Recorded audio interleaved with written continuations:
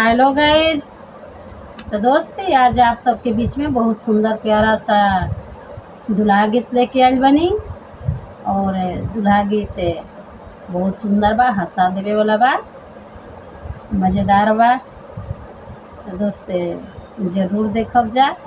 आज हमारा साथ में हमार बेटी बाड़ी, कैसे कि इनको उ वाला गीत बहुत प्यारा बा, अच्छा लगेला इनको भी। तो दोस्त जरूर देखब जा, कैसन लागल कमेंट में बताइब जा, लाइक सब्सक्राइब करब जा, शेयर भी करब जा।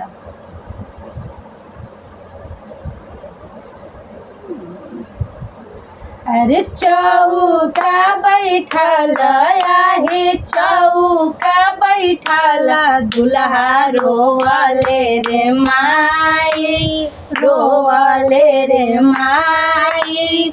पैसा कारण पापा बेचले रे माई, पैसा कारण पापा बेचले रे माई।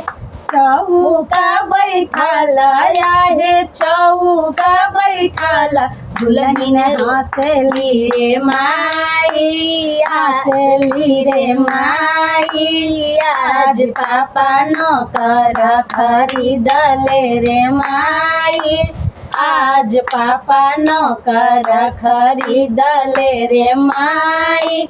चौका बैठल आहे, चौका बैठल दुल्हा रोवले रे माई, रोवले रे माई। पैसा कारण चाचा बेचले रे माई, पैसा कारण चाचा बेचले रे माई।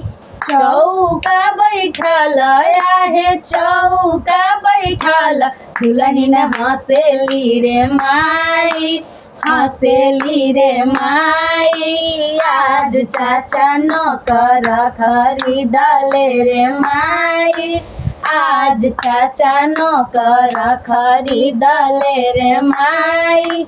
चौका बैठल आहे, चौका बैठल दुल्हा रोवले रे माई, रोवले रे माई। आज पैसा कारण भैया बेचले रे माई, पैसा कारण भैया बेचले रे माई। चौका बैठल आहे, चौका बैठल दुल्हन हंसली रे माई, हंसली रे माई। आज भैया नौकर खरीदले रे माई, आज भैया नौकर खरीदले रे माई, आज भैया नौकर खरीदले रे माई।